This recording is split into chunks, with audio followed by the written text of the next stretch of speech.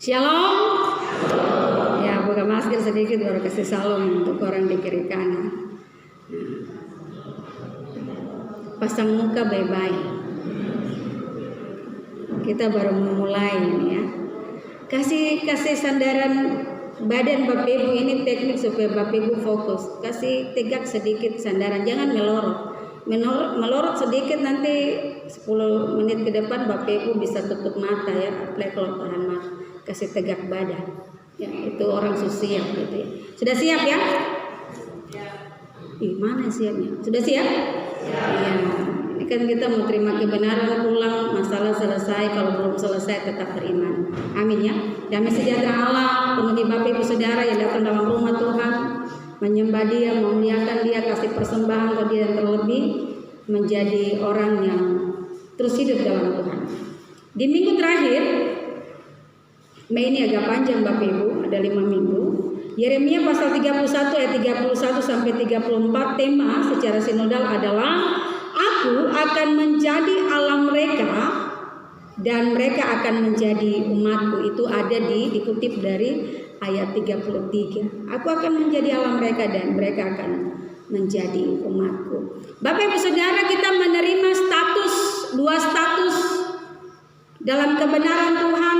Meskipun kita memberontak, meskipun kita mewarisi dosa Adam, tetapi Kristus telah mati untuk kita dan mengubahkan kita. Yang pertama, Bapak Ibu Saudara, kita telah diubahkan dari anak-anak yang berdosa menjadi anak-anak Allah. Amin ya? Iya. Karena itu hanya dapat dikerjakan oleh Tuhan. Yang kedua, perubahan status itu terjadi ketika Tuhan memberikan kekekalan dalam hati kita untuk turut pada perintahnya, untuk mengasihi Tuhan dengan segenap kekuatan kita. Jadi kekekalan inilah yang membuat kita dapat memegang janji, perintah, aturan, teladan, yang membuat kita mengingat bahwa kita bukan hidup hanya untuk diri kita sendiri, tapi kita akan hidup pada hari ini dalam kekekalan firman-Nya dan akan membawa kita juga dalam kekekalan ketika kita mati. Oleh karena itu Bapak Ibu Saudaraku, ketika Yeremia terus bernubuat kepada Israel dan Yehuda dalam masa pembuangan di Babel, ya, dia ini sebenarnya nabi yang Bapak Ibu Saudara sangat menderita, ya. Menderita kenapa? Saat ditawan, diikut, dia ini juga dipenjara ya. Dia juga mengalami hal-hal yang tidak enak. Disangkal sama saudara, ditinggalkan sama keluarga. Tetapi dia tetap menjadi nabi yang tetap membawa dan memberitakan apa yang harus Tuhan bicarakan kepada umat ini, dan umat harus mendengarnya. Karena itu dia mau bicara tentang perjanjian Allah yang dulunya Tuhan telah memberikan kepada Israel, namun perjanjian ini Bapak Ibu Saudara tidak dilakukan. Kalau pakai bahasa sehari-hari ini, perjanjian Allah ini tidak masuk ya, dalam hati, pikiran, dalam perbuatan orang Israel terhadap apa yang Tuhan janjikan. Sehingga perjanjian ini seolah-olah tidak nampak ya. Yaitu bahwa Tuhan akan membawa mereka keluar dari tanah Mesir, masuk tanah Kanaan. Tuhan akan menjadi Allah mereka dan mereka menjadi umat daripada Tuhan, dan hidup mereka akan diberkati. Tapi perjanjian ini menjadi perjanjian yang ditulis dalam hukum Musa, ditaruh dalam kolong batu. Namun sampai saat kemudian terlalu memberontak, degil hati, tegar tengkuk, Bapak Ibu Saudara, Tuhan membawa mereka ditawan ya. Tetapi Tuhan itu tidak seperti kita ya Bapak Ibu. Kalau kita marah, kita tidak menyimpan. Kita marah, mungkin kita tidak menghampiri orang yang kita marah. Bayangkan kalau Tuhan itu jadi manusia, mungkin kita ini semua sudah tidak lagi hidup ya. Ada yang marah pukul, ada yang marah kekerasan. Tetapi Tuhan membuat perjanjian ulang, yaitu perjanjian baru yang isinya dia tetap sama. Yang pertama, dalam perjanjian ini orang Israel dan Yehuda akan tetap menjadi umat Allah dan Tuhan menjadi Tuhan mereka. Tetapi isinya yang satu sedikit berbeda. Kalau perjanjian itu ditulis pada loh batu zaman Musa, perjanjian yang baru Tuhan tulis dalam hati umat. Karena di situ berdiam Roh Kudus, di situ diam Roh Allah yang akan menegur, yang akan mengingatkan dekat dengan hidup manusia. Dan disitulah ada pengampunan dosa yang berasal daripada Tuhan. Bapak Ibu Saudaraku dalam Yesus Kristus, di hari ini kita bisa belajar beberapa hal. Yang pertama, dari pembacaan Yeremia 31 ayat 30, pasal 31 ayat 31 sampai 34. Saya tulis dua hal. Yang pertama, responlah segala sesuatu dengan positif. Ya. Bangsa Israel ini apalagi yang kurang yang tidak Tuhan buat. Mereka lihat mujizat, mereka berjalan dalam mujizat. Tuhan penuhkan kebutuhan mereka. Ada hal-hal yang tidak masuk akal, tapi terus Tuhan lindungi. Tapi bangsa yang selalu lihat mengeluh, ya. Mereka pekerjaan tuh tukang mengeluh, ya. Dikasih makan mengeluh, berjalan di padang pasir ada awan yang pele-pele supaya jangan terlalu panas, mengeluh. Dibeli Musa, lebih baik kan di Mesir ada bawang prei, ya, ada bawang merah. Di sini kita jalan tapi haus sekali, ya. Satu kisah saja itu gunung, keluar air pahit diubahkan. Buang kayu saja langsung air berubah jadi manis. Apa yang Tuhan tidak kerjakan? Kita mau belajar Bapak Ibu Saudara, bahwa mari dalam setiap apa yang kita mau dengar di hari ini, responlah segala sesuatu dengan positif. Apa yang positifnya? Pertama ini, cara pikir, ya. Kenapa Bapak Ibu Saudara? Kalau kita pikir yang baik, segala hal, ya, apapun itu, mau nasihat, kejadian buruk, sakit penyakit, kemalangan, bangkrut, yang tidak enak untuk dibicarakan di sini, tapi kalau kita bilang ada kebaikan yang Tuhan kerjakan. Mari ubah cara berpikir kita, karena pandangan cara pikir yang positif, kita akan mengalami hidup yang jauh lebih hebat. Dengan cara berpikir yang positif, kita akan menerima hal-hal yang baik dalam hidup kita, dan kemudian kita bisa bernyanyi, ya. Haleluya, Tuhan begitu baik hari ini, ya. Meskipun dagangan pinang ada 10 tumpuk tapi hanya 5 yang laku. Haleluya, haleluya. Besok lagi Tuhan kirim orang lain lagi. Puji Tuhan, saya bawa persembahan saya karena masih ada hari esok. Hari ini kalau saya punya anak-anak gagal, haleluya, saya akan bawa persembahan saya.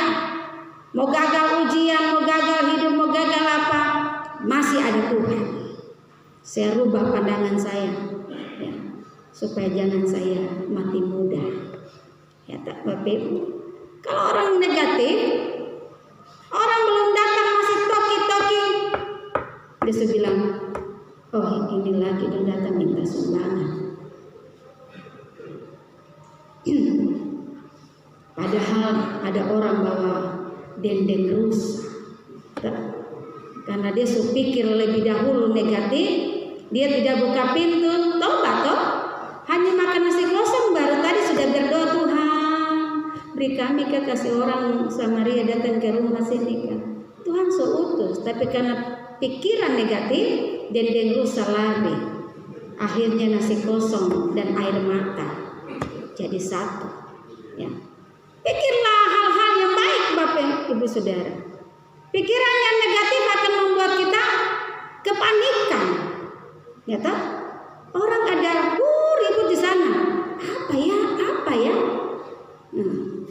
Belum tahu masalah, sudah tutup pintu, ambil ijazah, semua barang-barang sudah pikul di belakang. Lari duluan lebih daripada orang lain, padahal tidak ada apa-apa. Ya. Dan orang yang berpikir negatif Bapak Ibu Saudara, nanti dia tidak bisa tidur. Ada di sini?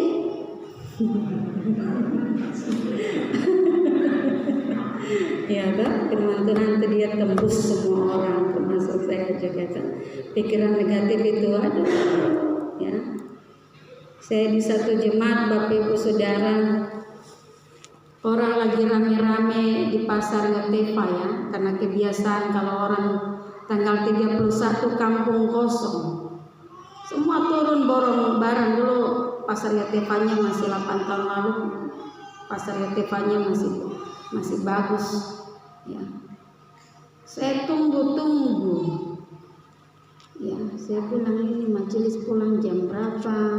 Mau pasang genset untuk gereja ini jam berapa? Dalam gereja ini penuh dengan pasir karena memang kami tinggal di pesisir pantai. Belum. Ya. Mereka pulang 6:30. Pasar semua tutup baru dorang pulang. Saya bilang ke majelis, tolong cari orang ke genset karena tidak mungkin tuh pakai palita. Yang lebih aneh lagi, datang satu lapor. Ibu pendeta, ini ada yang mau menyelesaikan masalah. Iya sudah, nanti habis ibadah akhir tahun ini.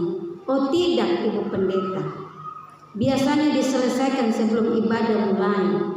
No, ibadah mulai jam berapa? Tidak tahu, pokoknya nanti ibadah harus mulai setelah masalahnya selesai. Saya bilang, kenapa harus diselesaikan tanggal 31 Desember? Oh tradisi. Oh mama, begitu? Iya. Saya pergi. Saya tanya, ini baku marah sudah berapa lama? 22 tahun. Rumah baku sebelah, tapi anak tidak boleh lewat pagar kayu di sebelah. Tidak boleh berkunjung kepada saudara sepupunya. Saya bilang, majelis kamu cepat sapu gereja, beli bensin, cari di mana dan tarik ke sekitaran gereja.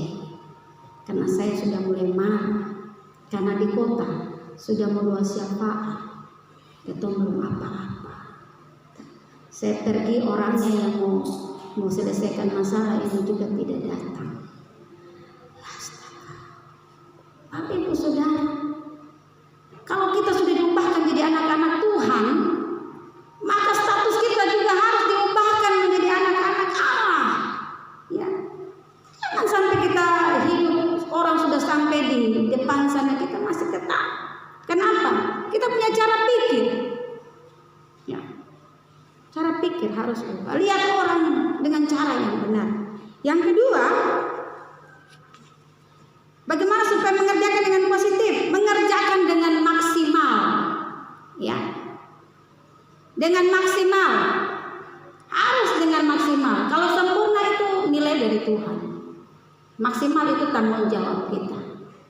Maksimal memelihara anak-anak, maksimal mendoakan mereka, maksimal mengerjakan apa yang hari ini harus kita kerjakan. Ya. Jangan sampai kita biar ini sudah yang saya bisa, padahal masih ada yang bisa kita punya. Kemampuan yang bisa kita taruh untuk dilakukan. Ya. Ada yang karunia, itu Bapak Ibu tidak bisa korek. Ya. Karunia itu pemberian Allah, tidak bisa dipelajari. Ya. Tapi ada namanya talenta, harus dikembangkan. Ya. 1 jadi 2, 2 jadi 4, 5 jadi 10.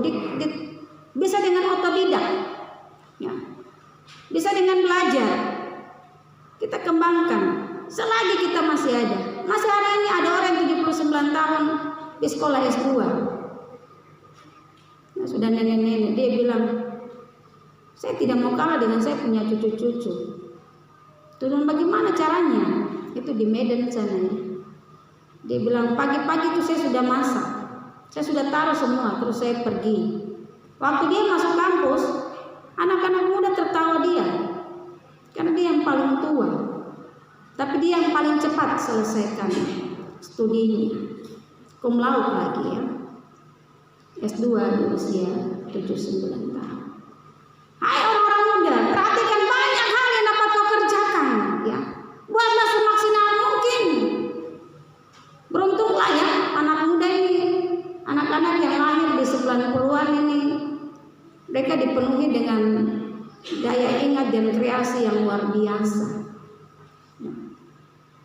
Kita sama-sama beli HP, tapi dia yang lebih tahu penggunaan aplikasi secara maksimal.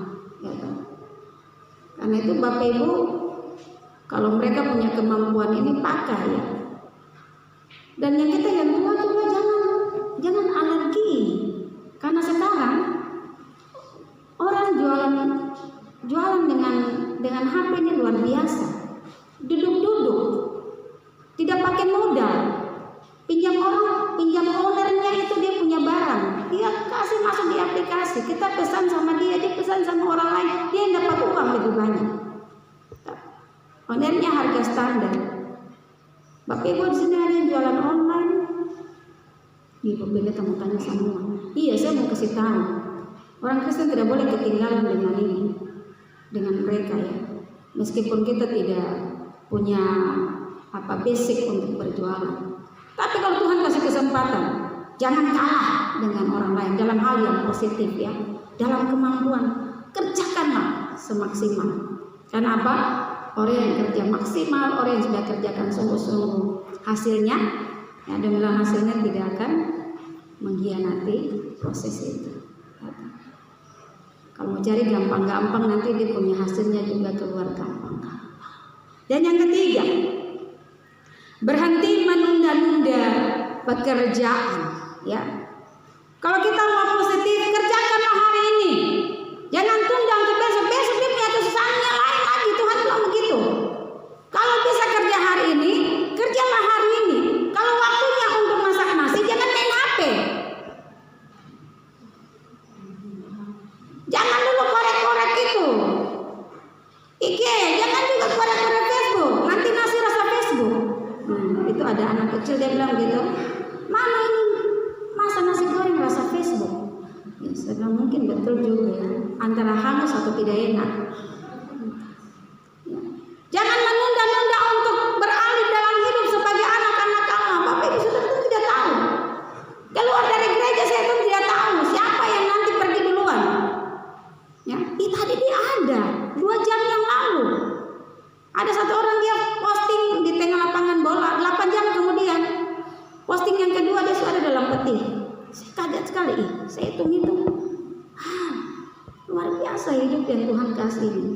Sebegitu rahasianya, tidak ada seorang pun mendalami pekerjaan Tuhan. Karena itu jangan menunda-nunda untuk berubah, menunda-nunda untuk melakukan pekerjaan-pekerjaan baik. Kalau hari ini ada yang baku marah, jangan menunda-nunda untuk pergi minta maaf. Amin ya. Ya. Tidak ada waktu lagi untuk kita kemudian mau pikir, yang sana rambutnya putih, berarti saya juga rambutnya putih. Itu anugerah. Tapi jalan kita masing-masing ditentukan oleh Tuhan. Ya. Karena kelapa tidak hanya yang tua yang jatuh.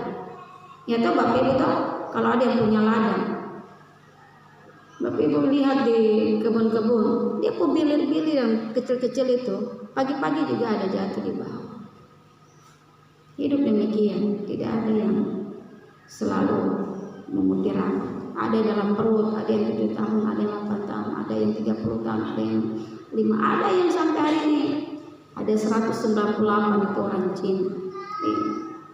Masih kuat ya, cuma dia punya kulit ini sudah mengkeriput, umur panjang. Itu karunia. Karena itu Bapak Ibu Saudara, mari lihat lihat anak-anak kita, kalau ada yang bisa dikerjakan hari ini, kenapa harus menunda besok? Sehingga kita tidak punya beban. Ya.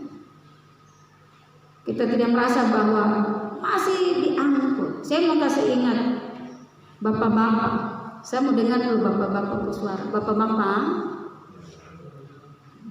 cuma bapak-bapak sudah sini. Nanti nih, bapak-bapak, ya. Kalau bapak-bapak pergi ke kantor, ya, selesaikan masalah di kantor. Ya. Jangan bawa pulang ke rumah. Tidak bisa, karena di rumah itu anak-anak tunggu. Dia sudah pikir begini, bapak pulang berarti bapak berwaktu dengan saya. Nanti kita mulai membela. Sebentar saya tidak mau ketemu bapak-bapak yang kasih dalil di situ ya. Saya pulang jangan tahan saya pulang langsung ke MPO sana. Ya. Jangan bilang begini. Saya kerjakan untuk dorang. Terus kalau sudah pulangnya, saya sudah main dengan orang 1 jam, saya sudah putar-putar dengan dorang di Mall Jayapura. Sudah toh, lo mau apa lagi? Mau kapan? Berapa banyak? Kan anak-anak dia tunggu kita. Dia sudah bosan lihat dia punya mama dari pagi sampai malam. Kalau dia mama lagi pergi ke kerja, pergi lagi punya pekerjaan ganda. Sudah capek. Ya. Coba Bapak Ibu lihat anak-anak di rumah ya. Pas baru di depan pintu. Tuh bikin apa itu? Bapak. Padahal ini ada capek sekali, kan? Ada capek. Ini senang sekali. Berikan waktu untuk dorang, ya. Kenapa? Nanti ada saatnya anak-anak kita sudah tidak bisa lagi peluk mereka. Ya. Pada waktu kecil kita suka peluk, kita cium, ya, kita gendong, kepala di bawah, kaki di atas. Waktu mereka besar, kita mau pegang tangan saja dia bilang, Mama, jangan pegang satu tangan, saya sudah besar. Dia sudah mau. Waktu kecil lari dan kolor-kolor ke sana kemari. Waktu besar dia bilang, Mama tunggu di luar. Dia minta privasi. Jadi berikanlah waktu, karena ada anak-anak yang mau lihat sosok bapak mereka sebagai pahlawan. Jangan tunda waktu. Pekerjaan di kantor, pekerjaan di mana taruh, masuk pintu mata, itu waktu milik anak-anak. Bersama dengan anak-anak, berdoa dengan anak-anak, tanya pelajaran mereka, tanya pergumulan mereka, supaya apa? Dia jadi sahabat kita. Jangan dia cari orang tua di luar sana. Jangan dia cari orang tua di kafe-kafe sana. Jangan dia cari orang tua di happy papi. Karena apa? Dia tidak menemukan orang tua yang menjadi orang tua dia. Saya juga mau bicara untuk ibu-ibu. Kenapa Bapak Ibu Saudara? Kalau keluarga baik, gereja tidak pusing. Basicnya adalah keluarga. Tapi masalah yang paling besar adalah orang suka menunda-nunda. Menunda apa yang harus dia kerjakan, menunda apa yang harus dia berikan. Saya juga bicara dengan ibu-ibu. Hanya ini saja. Ada yang ibu-ibu dengar ibu-ibu. Anak-anak itu pintar. 90% dari mamanya. Ibu pendeta, itu laki-laki tidak kasih pintar anak-anak, kasih pintar juga. Tapi bukan engkau yang mengandung. Ya toh? Kau bapak-bapak mengandung. Ada sampai hari ini, ada yang 8 bulan, susah lihat. Ada yang 2 bulan, semakin tua semakin gandot. Kan dia punya tali pusat satu dengan mamanya, ya toh. Jadi anak-anak itu banyak dengan mamanya. Karena kita waktu banyak dengan anak-anak. Mama-mama, tolong bantu suamimu untuk mendidik. Karena apa yang anak-anak lakukan itu ada gambaran banyak. Siapa di balik anak itu? Ya. Jadi kalau anak-anak pintar, dan tanya begini, dia kok bapak siapa? Nanti kalau dia lulus, silakan bapak keluarga memberikan sambutan. Kita laki-laki pengaman naik, tidak apa-apa, jangan cemburu, itu sudah memang dari sana begitu. Tapi nanti kalau dia nakal, tapi sebenarnya bapak ibu tidak ada anak-anak yang nakal. Orang cuma bilang begitu ya. Anak-anak Tuhan tidak ada yang nakal. Yang terjadi adalah dia belum tahu saja kalau itu salah. Ya. Makanya harus dididik dari kecil. Ya, kalau sudah besar itu kepala batu. Ya. Tapi kalau masih kecil itu tidak nakal. Dia tidak tahu. Ya. Nanti dia tanya, ini siapa tuh anak yang ini suka turun pakaian ini suka 2 hari tanah mandi Pak. Dia pemama mana? Belum tidak bilang dia bapak di mana, gitu? Belum bilang dia mama di mana? Karena mama yang di rumah. Saya ngeri bapak ibu, ya.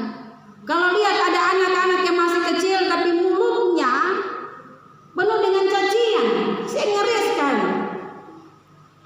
Saya merinding. Saya bilang ini bagaimana sampai anak-anak bisa maki orang lain, bisa bilang anjing, minta maaf, bisa bilang babi, bisa maki diri sendiri. Saya cek, oh rupanya mamanya yang maki di rumah. Ya, di sini tidak ada ya?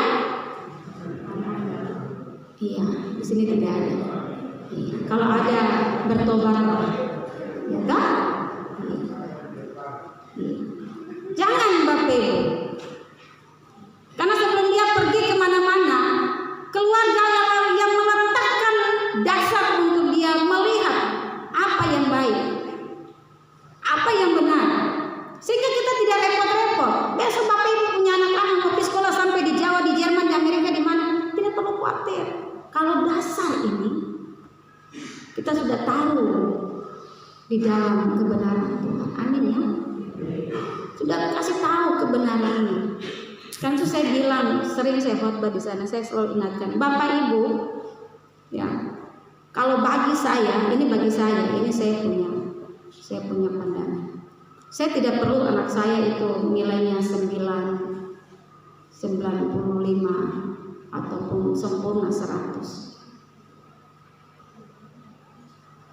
Saya lebih ingin lihat dia di rumah, minimal dia anak yang jujur. Dia anak yang ketika lihat orang lain angkat barang yang berat, pergi dan minta tolong dan tanpa minta imbalan. Saya lebih menghargai kalau setiap pagi kasur punya ujung-ujung untuk dia tarik kencang-kencang. Bangun pagi tanggung jawab untuk membereskan tempat tidur. Dan saya bilang, nilainya itu sempurna bagi saya. Kenapa? Cerdas di kertas belum tentu cerdas sosial. Tapi orang yang cerdas sosial sudah dipastikan dia akan sukses di kemudian hari. Ya, karena dia punya mental karakter yang kuat, bukan hanya satu kepintaran. Yang kedua, masih bisa kan? Yang kedua, yang tadi itu bagaimana supaya kita melihat tema ini, aku menjadi Allah mereka dan mereka akan menjadi umatku, itu merespon segala sesuatu dengan positif. Yang kedua, berubahlah dalam pembaharuan Tuhan. Perjanjian ini untuk mengingatkan, Yesus bilang dalam 1 Korintus pasal 15 itu bahwa inilah darahku dan tubuhku sebagai perjanjian yang baru. Ingatlah ketika kamu mengambil dan memakannya, kamu ingat akan aku dan memberitakannya sampai aku datang. Jadi perjanjian dalam ucapan yang Yesus katakan kepada para murid itu juga berlaku bagi kita. Perjanjian itu juga berlaku untuk gereja masa kini, kita menjadi umat Tuhan. Karena itu mari berubahlah terus dalam pembaharuan Tuhan. Ya. Bapak Ibu, dunia ini saja berubah. Kok kita tidak mau berubah di dalam pembaharuan Tuhan? Pembaharuan Tuhan itu tahu manakah kehendak Allah dan tahu mana yang bukan kehendak Tuhan. Membedakan yang baik dan membedakan yang jahat. Itu pembaharuan. Ya. Saya lihat Bapak Ibu Saudara, dulu zaman 50-an sampai 80-an itu permainan itu tidak perlu pakai pulsa ya. Bapak Ibu masih ingat permainan dulu-dulu yang angkatan 40 atau lahir 50, 60 sampai 80 yang tidak menggunakan pulsa? Ada yang masih ingat? Dulu permainannya apa? Lompat tali. Tidak pakai pulsa. Lompat saja. Yang paling tinggi, yang paling jago. Tetap dia yang menang sampai merdeka. Tetap merdeka. Apalagi? Gici-gici. Gitu. Gambar hari ini besok masih ada. Mau gici-gici yang 2 rumah kah? Gici-gici 1 rumah. Tergantung. Lompat sampai kaki lincah. Dia yang menang. Apalagi? Beker, buang. Ada lagi? Kelereng. Ibu majelis sabar dulu. Saya tanya jemaat. Ya? Tarik tambang? Iya, tarik tambang. Tidak pakai pulsa, atau tarik saja. Mau nanti kaki tak cukur. Di sini saya belum dengar. Hah? Ini ada tahun 40-an sampai. Permainan kecil-kecil. Layang-layang. Di sini. Ya? Suara keras sedikit. Bola kasti. Ya. Pukul sampai dicari. Ya, bola hilang. Ya, sebelah sini tadi belum bersuara. Ini angkatan X ini baru. Angkatan yang tua. Permainan kecil-kecil yang tidak dibayar apa lagi? Apa itu namanya? Lompat karet. Ini tadi suara ibu majelis ini tadi masuk suara. Ayah, congklak. Di luar. Rumah-rumah. Orang daun-daun habis ya, kerugiannya itu toh. Belum petik sampai dong lainnya sayur apa di kampung lah. Main rumah-rumah. Yang di depan? Ya? Maju sedikit, saya tidak dengar. Sembunyi sampai dia cari karena dapat dia pulang menangis. Karena orang sembunyi langsung langkas tinggal diri jaga benteng sini sih. Banyak Bapak Ibu. Yang hari ini kalau Bapak Ibu telah cerita tidak bermain dengan mereka, ya, maka nanti mereka tidak tahu. Bapak Ibu kalau ya tidak apa-apa pakai ada wifi. Tapi lama-lama sudah bisa bayar wifi sudah putus. Dia bingung dia mau main apa. Terus dia menangis, Bapak Ibu pada pukul dia. Ya. Karena ada, ya walaupun dalam perubahan itu kita ada hal yang kemudian sudah berubah memang ya. Ya. Tapi tergantung dalam perubahan itu mana yang mau kita sikapi. Ya.